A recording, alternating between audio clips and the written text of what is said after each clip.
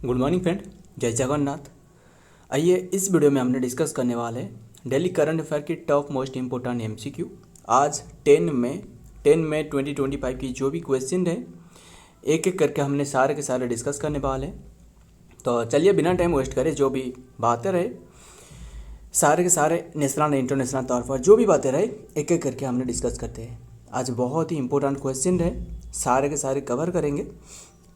First question आपके सामने रहे, बताना India's fast gold melting ATM. बहुत ही इंपॉर्टेंट है, इंडिया की फास्ट गोल्ड मेल्टिंग एटीएम जो कि आर्टिफिशियल इंटेलिजेंस से operated will established at which place, कौन से प्लेस में ये स्थापना करवाया जाएगा। मतलब ये क्या है, मतलब जैसे आप एटीएम देखते हो, मतलब जो पैसा निकालते हो, इसमें आप जब कोई भी मतलब गोल्ड रहे इनमें से मतलब कोई भी ऑर्नामेंट रहे, ये जो कि पिघलने के बाद जो कि ये सारे के सारे जो प्राइस रहे इसके कितना मतलब और भी मिलावट रहे जो भी रहे सारे के सारे निकलने के बाद ये बताती है real price. And then 30 minute के अंदर में आपके अकाउंट में या फिर अगर आप चाहते हो कि कैश के रूप में वो आपके पास मिल जाएगा। बस ध्यान में रखिएगा, ये एक न्यू इनिशिएटिव है and gold melting ATM and artificial intelligence operated and will be established at which place. ये हैदराबाद में, तेलंगाना के हैदराबाद, यानी option A is the right answer. ध्यान में रखना। एंड ये जो बनाया जा रहा है वह गोल्ड कॉइन कंपनी जो रहे इसके द्वारा बनाया जा रहा है। सो इतनी बात ध्यान में रखना। एंड सो देखते हैं। एंड ये मनी जो कि मतलब विद इन 30 मिनट में ये आपके अकाउंट में डिपॉजिट होने वाला है। देखते हैं, ये देख सकते हो जो फास्ट मतलब बहुत इंपॉर्टेंट इसलिए क्योंकि ये इंडिया की फास्ट है, इसलिए इम्पोर्टेंट है, ध्यान में रखिएगा, इंडिया की फास्ट। सो देखते हैं क्या आ रहा है नेक्स्ट में, डिटेल में ही पहले क्या आ रहा है। इन ए ground breaking move set to the transport the landscape of the gold transaction in India. Hyderabad based gold सिक्का वाज अनवील्ड। जो गोल्ड सिक्का यानी जो गोल्ड कॉइन है, गोल्ड सिक्का अनवील्ड एंड आर्टिफिशियल इंटेलिजेंस यानी artificial power gold melting ATM ये जो की स्थापना करी है। This innovative machine enabled using by cell और एक्सचेंज लीज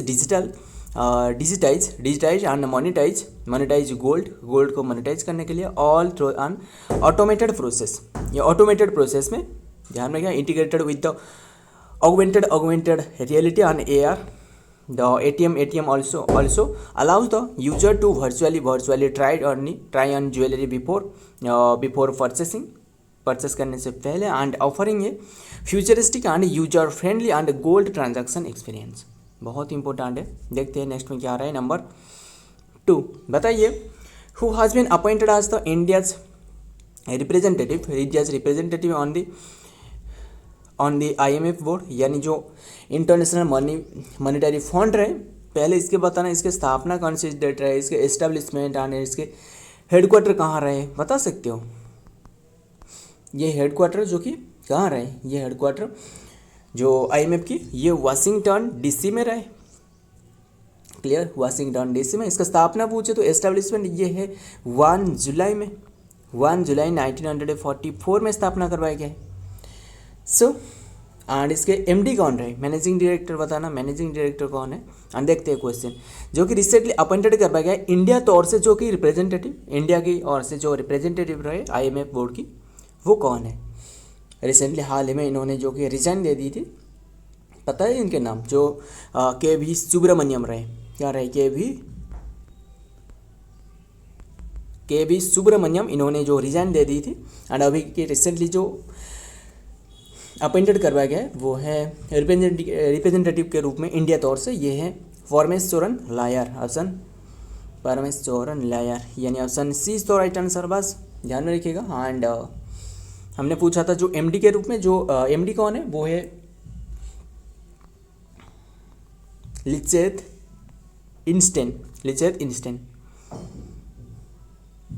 सो ध्यान में रखिएगा। एंड अभी जो रिसेंटली जो MD बने यानी मैनेजिंग डायरेक्टर, वो है कौन है, वो है क्रिस्टालिना जॉर्जिवा। बस हमने डिस्कस करते रहते हैं ना हर बार। Kristalina Georgieva. सो देखते हैं नेक्स्ट में क्या आ रहा है। और आपको जो बताया क्या बताया जो क्या रहा है जो लिचेन आइंस्टाइन जो रहे ऐसे नाम करके, जो कि 191 मेंबर बने थे। ध्यान में रखिएगा, जो IMF की इंटरनेशनल मॉनेटरी फंड की 191 मेंबर बने लिचेन आइंस्टाइन। ध्यान में रखिएगा, मतलब ये कंट्री है। सो परमेश्वरन लायर जो कि executive director are the World Bank के executive director World Bank and the temporary nominee director for India तौर से रहे representative and the IMF board will attend the important board and meeting on May 9, यानी कौन सी date, कल की date रहे। जो देखते हैं नेक्स्ट में क्या आ रहा है। नंबर 3 बताइए, Raman festival is celebrated in which state, कौन से स्टेट में ये रमन फेस्टिवल सेलिब्रेट की जाती है बताइए। ये उत्तराखंड में, यानी ऑप्शन सी इज तो राइट आंसर। उत्तराखंड में, उत्तर प्रदेश नहीं, उत्तराखंड, यानी ऑप्शन डी इज तो राइट आंसर, उत्तराखंड में। सो एंड ये जो रमन फेस्टिवल है ना, ये भी रिसेंटली, जो कि रिसेंटली नहीं, जो कौन सी रही 2009 में इंक्लूड करवाया गया है यूनेस्को साइट में।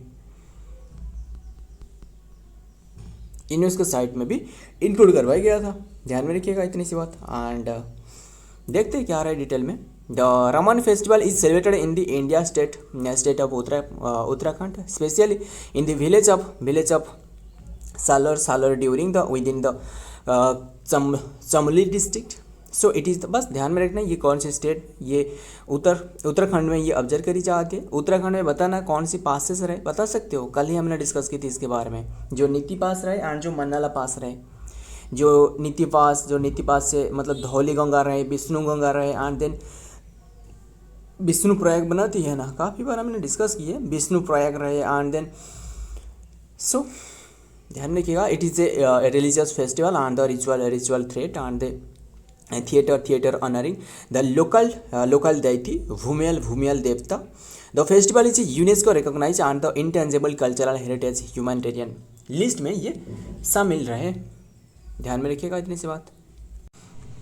सो ध्यान में रखना सारे एंड सो कौन सी पासेस रहे जो कि उत्तराखंड में, ये तो आपको बताया। जो क्या रहे, नीति पास जो एंड देन जो मन्नाला पास रहे, मन्नाला पास यानी जो सतोपंथ ग्लेशियर के पास में रहे, सतोपंथ ग्लेशियर जो बद्रीनाथ रहे, जहाँ से विष्णु गंगा निकलती है, और यहाँ से जो कि धौली गंगा मिलके कौन सी बनाती है, देवप्रयाग। क्या हमने डिस्कस नहीं की, देवप्रयाग। एंड और ये रिवर जो रहे फ्लो करती है वो अलकनंदा नाम से, अलकनंदा फिर से नंदाकिनी से मिल जाती है, जो लेफ्ट बैंक ट्रिब्यूटरी है, ये मिलके जो कि नंदप्रयाग बनाती है, नंदप्रयाग। एंड देन जो पिंडारी रिवर के साथ मिलने के बाद जो कि कर्णप्रयाग, नंदप्रयाग फास्ट रहे, विष्णु प्रयाग नेक्स्ट रहे, नंदप्रयाग, नंदाकिनी रिवर रहे वो अलकनंदा के मिलने के बाद जो कि नंदप्रयाग। एंड देन कर्णप्रयाग पूछे तो पिंडारी रिवर रहे, वो भी लेफ्ट बैंक ट्रिब्यूटरी रहे। इसके बाद मंदाकिनी रिवर पूछे तो वो राइट बैंक से आकर ज्वाइन हो जाती है, जिसे क्या कहा जाता है, रुद्रप्रयाग। एंड देन लास्ट में जो कि बद्रीनाथ से जो बद्रीनाथ तो हमने बद्रीनाथ डिस्कस की, जो कौन सी रहे बताना, जो कौन सी रिवर रही, जो भगीरथी यस, जो भगीरथी रिवर में जो राइट बैंक ट्रिब्यूटरी रहे, गोमुख ग्लेशियर से, गंगोत्री ग्लेशियर से निकलती है, वो बनाती है देवप्रयाग। बस देवप्रयाग बनाती है। देखिए विष्णु प्रयाग, नंद प्रयाग, कर्ण प्रयाग, रुद्रप्रयाग एंड देन देवप्रयाग, ये तीनों प्रयाग रहे, इसे पंच प्रयाग नाम से भी जाना जाता है। पता ही होगा आपको, हमने डिस्कस की है, काफ़ी बार डिस्कस की है, एक ही बार नहीं। सो ध्यान में रखिएगा। एंड गंगा रिवर की आपको अगर लेंथ पूछा जाए वो एंड इसके बाद जो कि देवप्रयाग के मिलने के बाद जो कि भगीरथी एंड अलकनंदा ये बनाती है गंगा रिवर, सबसे लॉन्गेस्ट जो कि रिवर है इंडिया की। एंड लेंथ पूछे तो वो 25 किलोमीटर है। ध्यान में रखना इतनी सी बात। एंड देन देखते हैं एंड बता सकते हो जो गंगा रिवर है, गंगा रिवर की ट्रिब्यूटरी कौन सी रहे। आपको रामगंगा पूछे तो रामगंगा बता देता हूँ बस। रामगंगा जो बताया जा रहा है ध्यान में सुनना, रामगंगा। अगर आपको गोमती पूछे तो गोमती, घाघरा पूछे तो गंडक एंड देन जो गंडक जो बिहार के पास में जो कोसी रिवर है, यानी बिहार की जो दुख कहा जाता है, कोसी रिवर है, वो सारे के सारे जो है ना, मतलब कोसी रिवर, इसके बाद जो कि बांग्लादेश में तो पंपा है, वो अलग सी बात है, ब्रह्मपुत्र को जमुना नाम से जाना जाता है। ये सारे के सारे कौन सी ट्रिब्यूटरी है? Left bank tributary. अगर आपको राइट बैंक ट्रिब्यूटरी पूछे तो वो जमुना रहे, ध्यान में रखिएगा, वो यमुना रहे। यमुना यानी जिससे यमुना जो कि right bank tributary, and Yamuna जो कि यमुना रिवर की ट्रिब्यूटरी पूछो तो वो चंबल रहे, सिंध रहे, बेतवा, केन रहे, एंड सोन रिवर भी वो जो कि राइट बैंक ट्रिब्यूटरी है गंगा रिवर की। इतनी सी बात ध्यान में रखिएगा। हमने काफ़ी बार इसके बारे में डिस्कस की है और देखते हैं अगर क्वेश्चन में रहे तो हमने डिस्कस कर ली। एंड उत्तराखंड के बारे में तो इंक्लूड नहीं कर पाई, बस आपको बता देता हूँ, ध्यान में रखना। उत्तराखंड के बारे में क्या हमने डिस्कस कर ले, उत्तराखंड के मतलब बताइए उत्तराखंड की कैपिटल क्या है। पहले कैपिटल रहने देते जो हमने आज डिस्कस करते हैं, मतलब पहले ये बताइए मुझे, जो उत्तराखंड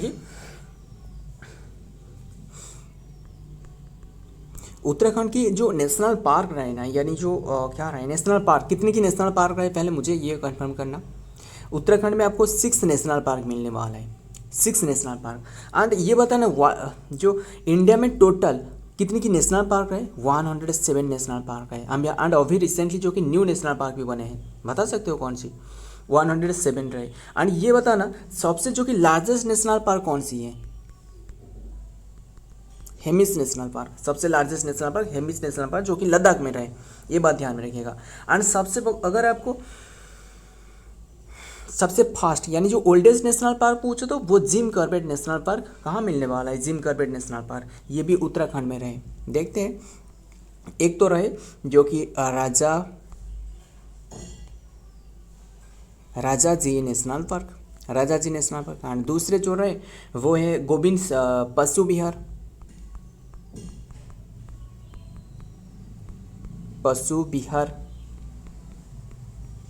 विहार जो कि नेशनल पार्क, गोविंद पशु विहार national park.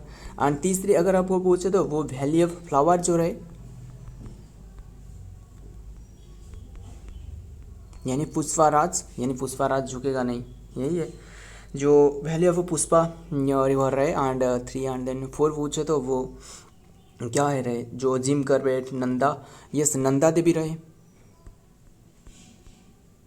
Nanda Devi national park. And then Nanda Devi, ये बता सकते हो जो नंदा देवी है ना, जो हमने डिस्कस की, नंदाकिनी रिवर रहे जो बनाती है रुद्रप्रयाग, जो हालांकि सारे के सारे जो रिवर जो रहे वो अलकनंदा नाम से रहे, बस इसके जो ट्रिब्यूटर रहे, एक तो रहे यहाँ रहे क्या रहे, नंदाकिनी रहे, नंदप्रयाग बनाती है। And then Pindari river join करने के बाद रुद्रप्रयाग बनाती है, यहाँ रहे right bank tributary Mandakini river, ये बनाती है रुद्रप्रयाग जो कि मंदाकिनी। एंड ये जो पिंडारी रिवर है कर्णप्रयाग बनाती है। And then right bank tributary से और एक रिवर है वो है भगीरथी, ये देवप्रयाग बनाती है। ध्यान में रखिएगा, बहुत ही इंपॉर्टेंट बात है, गंगा नदी के रिवर के बारे में पूछा जाता है हमेशा। एंड ये तो हमने Jim Corbett national park. And 6 जो रहे वो है क्या रहे, गंगोत्री नेशनल पार्क। ध्यान में रखिएगा, सारे के सारे हमने तो डिस्कस कर ली। एंड और सो इतनी सी बात ध्यान में रखना। एंड देखते हैं नेक्स्ट में क्या आ रहा है। एंड नेक्स्ट भी देखने से पूर्व आपको बता दूँ, कैपिटल ये तो हमने इंक्लूड नहीं कर पाए ना, ठीक है, हमने डिस्कस कर लेते। जो कैपिटल बताना, कैपिटल का क्या है उत्तराखंड की, बस बता देता हूँ आपको, ध्यान में। कैपिटल आपको पूछे तो जो मतलब इसके आपको दोनों कैपिटल रहे, एक तो रहे देहरादून पूछे तो वो इंटर कैपिटल। अगर आपको जो क्या रहे गैरीसन, गैरीसन पूछे तो वो समर कैपिटल, बस ध्यान में रखिएगा। एंड यहाँ जो टोटल डिस्ट्रिक्ट अगर आपको कभी पूछा जाए तो वो 17 रहे टोटल डिस्ट्रिक्ट।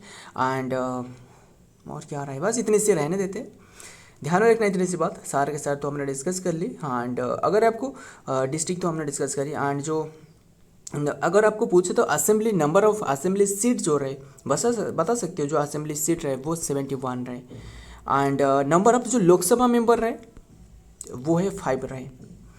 क्लियर इतनी सी बात। सो देखते हैं एंड ये जो लेजिस्लेचर है वो क्या है, यूनिकैमरल, बाइकैमरल नहीं है। बाइकैमरल आपको 6 स्टेट में देखने को मिल सकता है। सो देखते हैं नेक्स्ट में क्या आ रहा है, सारे के सारे डिस्कस कर ली। 4 में क्या आ रहा है, project Kuiper launched to compete with the Elon Musk Starlink company के साथ, जो कि कम्पीट करने के लिए and internet service and why which company, कौन सी कंपनी के द्वारा ये लॉन्च करवाया गया है ये जो प्रोजेक्ट कुइपर, अमेजन के साथ द्वारा। Option A is the right answer, Amazon के द्वारा जो कि ये लॉन्च करवाया गया है to compete the with Elon Musk जो स्टारलिंक कंपनी रहे, जो कि इंटरनेट सर्विस एंड ये कंपनी है अमेजन। बस ध्यान में रखिएगा।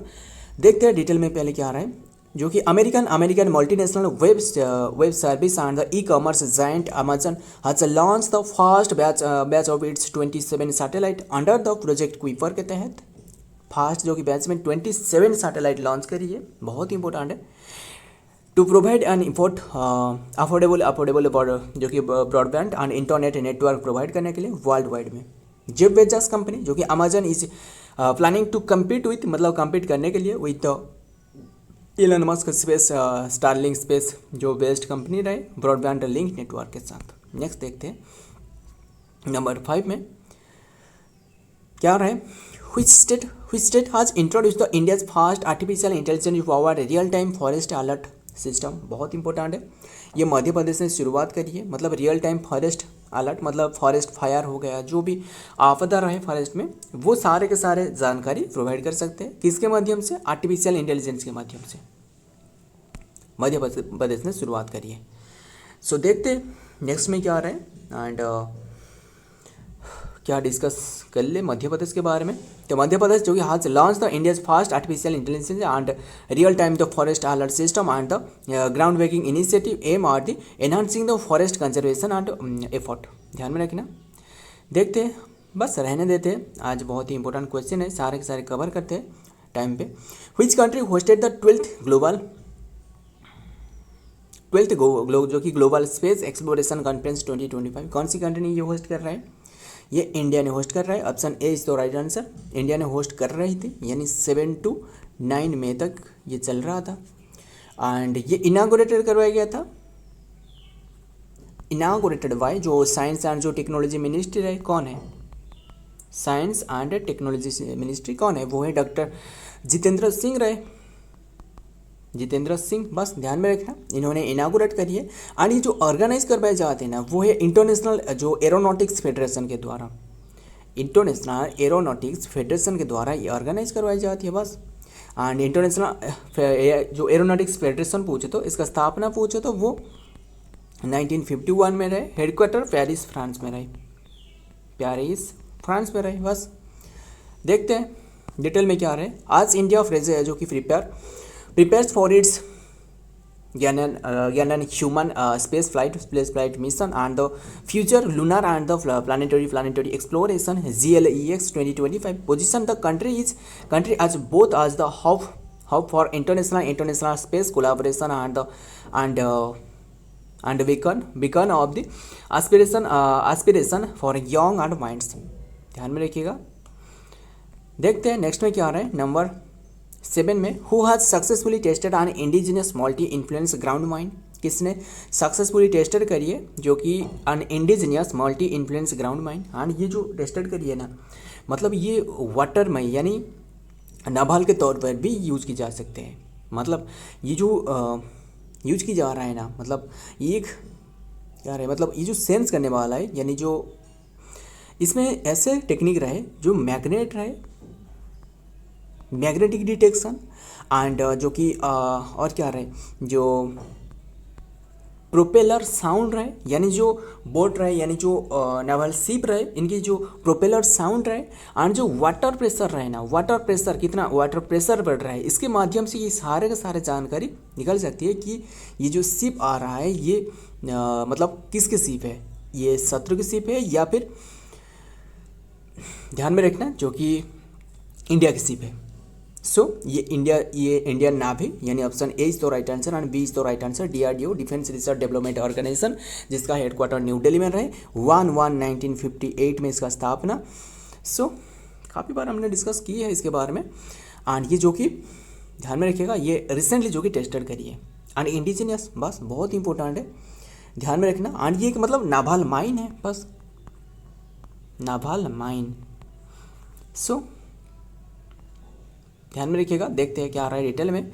The defence research and development organisation DRDO and the Indians naval successfully conducted the combat firing and using the reduced exploration explosive of the indigenous development multi influence ground mine MIGM। Next देखते हैं number and 8 पे क्या आ रहा है।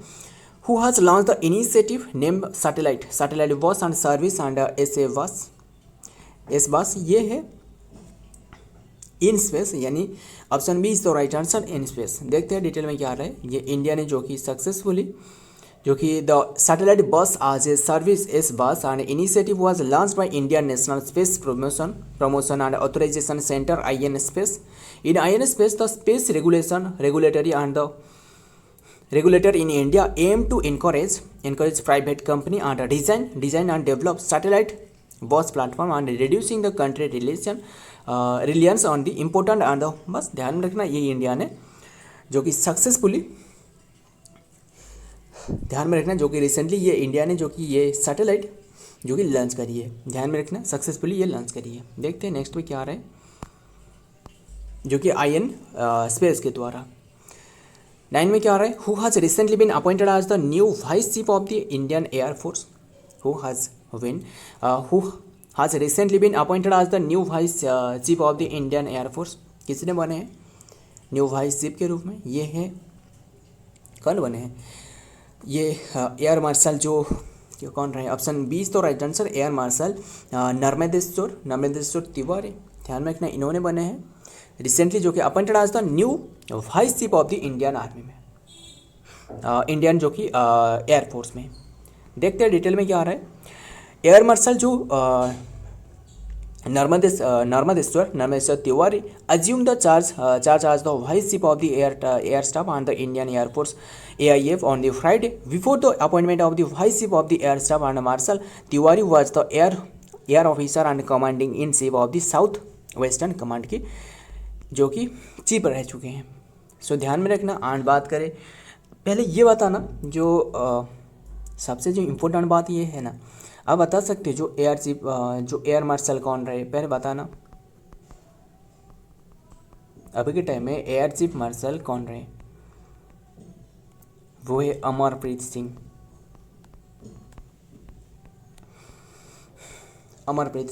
और ये बता सकते हो जो एयर चीफ मार्शल यानी जो क्या रहे, जो इंडियन जो एयरफोर्स डे ऑब्जर्व करी जाती है, बता सकते हो कौन सी डेट को इंडियन एयरफोर्स डे ऑब्जर्व करी जाती है? 8 अक्टूबर। ध्यान में रखना। और अगर आपको पूछे तो जो एयर चीफ तो हमने डिस्कस किया, आर्मी चीफ पूछे तो कौन है बताना? आर्मी चीफ जो रहे वो है उपेंद्र तिवारी, उपेंद्र कुमार क्या रहे, उपेंद्र द्विवेदी। एंड ये बताना आर्मी डे कौन से डे को ऑब्जर्व करी जाती है? 15 जनवरी। जो एम करियप्पा रहे इनके उद्देश्य में, बता सकते हो एम करियप्पा कौन है? ये बताना आपके लिए क्वेश्चन रहे, एम करियप्पा कौन है? हमने डिस्कस की है काफ़ी बार। एंड 15 जनवरी ऑब्जर्व करी जाती है ये आर्मी डे के रूप में। एंड अगर आपको नावल चीफ पूछे तो वो दिनेश कुमार त्रिपाठी। एंड जो कि नेवल डे पूछे तो वो 4 क्या रहा है दिसंबर, यस 4 दिसंबर को ऑब्जर्व करी जाती है। ध्यान में रखिएगा सारे के सारे इम्पोर्टेंट है, ध्यान में रखना। एंड देखते हैं नेक्स्ट में क्या आ रहा है।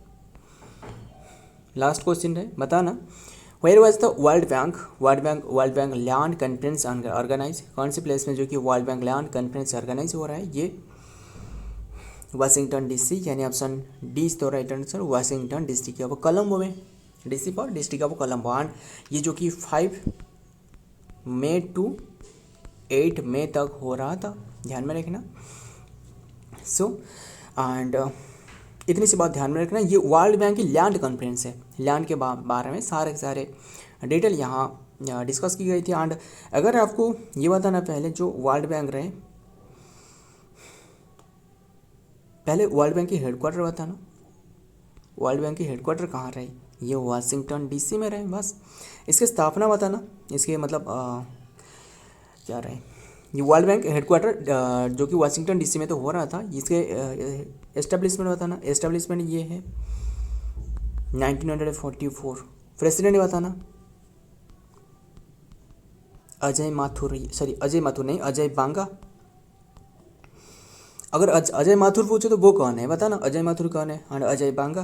एंड इसके जो मोटो है ना, मोटो क्या है, मोटो यही है कि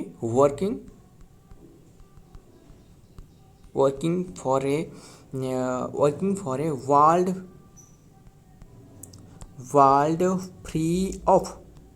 वर्ल्ड फ्री ऑफ पॉवर्टी, यानी पॉवर्टी इराडिकेशन करना इसका मेन उद्देश्य है। Next, held from 5 to 8 and Washington DC the 4-day जो कि conference saw India undertake centre stage आज the country and the champion of the Indian leadership Vivek Bhardwaj रहे and secretary ministry and panchayat Raj. So सारे के सारे आपने डिस्कस कर ली। सो फ्रेंड, ये आज की कंटेंट है। अगर वीडियो पसंद आए तो वीडियो को लाइक करना, आपके दोस्त यार प्यार जो भी रहे इनके साथ शेयर करना। तब मिलता हूँ और एक ऐसा ही है कि important current affair, important GK तो भी डिस्कस की जाती है। सो तब तक के लिए जय हिंद, जय जगन्नाथ।